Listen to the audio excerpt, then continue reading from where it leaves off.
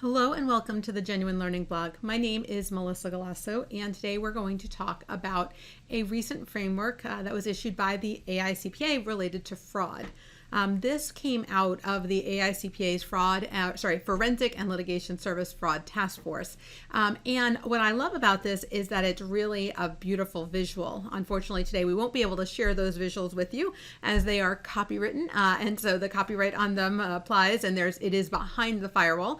So for those of you who are AICPA members, we have provided in the information regarding today's blog the link for you to access the pretty glossy version of it. But I just want to talk about what it is and what you can get out of it. So again, they introduced 3 different frameworks to really help visualize what we see in the area of fraud risks. And the goal behind this is to really make it easier to be a representation of the most common fraud schemes. So if you're doing brainstorming sessions, or if you're doing, if you're trying to evaluate fraud risk internally or externally, this is a good opportunity, and even teaching fraud in school. And so they identified 3 sectors: business, consumer, and government frauds. And they provide a really nice overview of what we need to be thinking about and the types of fraud that we might want to consider. So when you look at business fraud, for example, it's going to talk about the board and the types of fraud that you might see at the board, like maybe conflict of interest or illegal political contributions or insider trading. It'll also talk about employees and customer type fraud, as well as management and supplier, and give exact scenarios and examples of what you need to be on the lookout for when a business is trying to evaluate their fraud risk.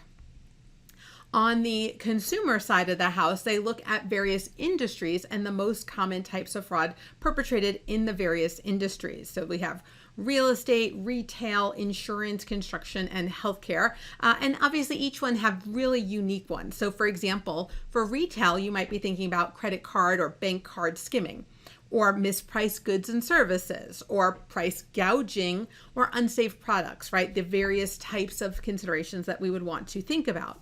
But they also look at it from a potential events perspective, right? So when we think about consumer fraud, identity theft, obviously a big issue right now. The IRS has been talking a lot about identity theft, financial theft, elder fraud, charity fraud, and disaster fraud. And thinking, like, let's dive into the elder fraud, right? Counterfeit prescription drugs, fraudulent anti-aging products, funeral and cemetery scams, grandparent scams, internet fraud, right? We tend to see our elders really targeted for fraud. And so they bring up the various types of considerations that consumers would want to also be focused on.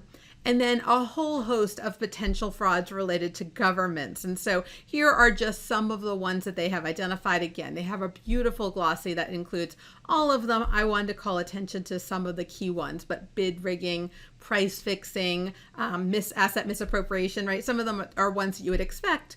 But then again, we think about improper payments, Foreign Corrupt Practices Act, espionage, as other considerations here.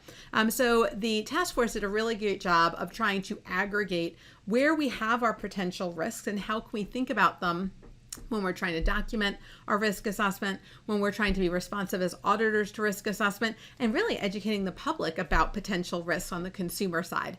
So hopefully this is a great way for introducing this concept of risk assessment and really providing these types of examples out to the public. So again, if you're an AICPA member, I encourage you to download them. They're beautiful, really well done, and give lots of ideas for consideration.